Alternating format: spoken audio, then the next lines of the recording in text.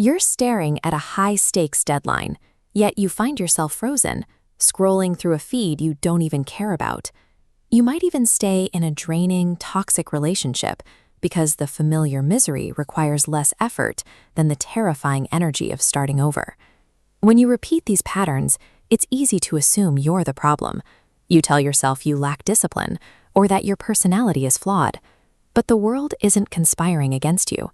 The friction you're feeling is generated by the very organ that's supposed to be helping you. Your mind is effectively acting as its own adversary. This creates a strange paradox. Why would the most advanced computational tool in nature be biologically hardwired to keep you from succeeding?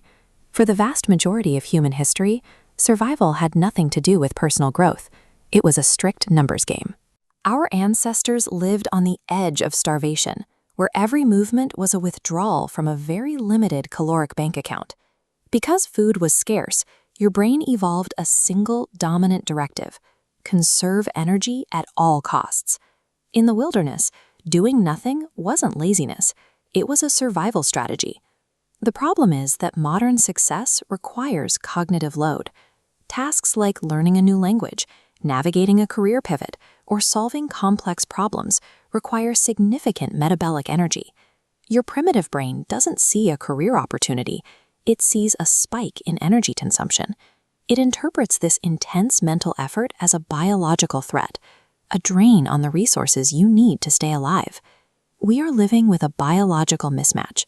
The very mechanism that saved our ancestors from starvation now treats your ambition like a dangerous predator. This diagram illustrates the trap. When you face a demanding task, your brain immediately signals friction and anxiety, trying to steer you back toward a low energy state. If you give in and check your phone or walk away, your brain rewards you. It releases a hit of dopamine, a burst of temporary comfort, as a thank you for saving those precious calories. That relief is a lie.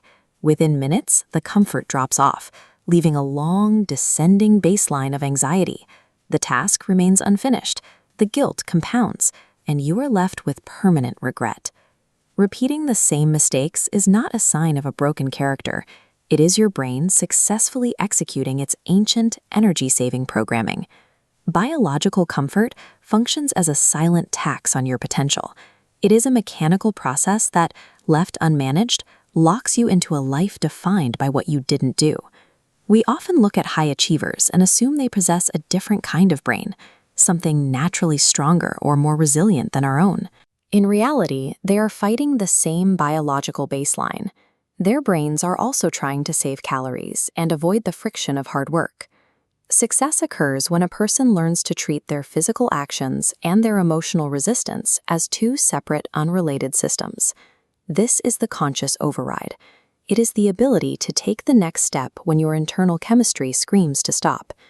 Choosing the override path changes your relationship with friction. Over time, resistance weakens and your trajectory compounds, creating a vast divergence in your results. Your mind is currently running on settings optimized for the Pleistocene.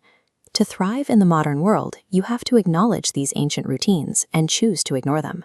You can let your biology dictate your limits, or you can take control of the machine. Your mind can be a weight that holds you in place, or the engine that drives you forward. The choice is yours.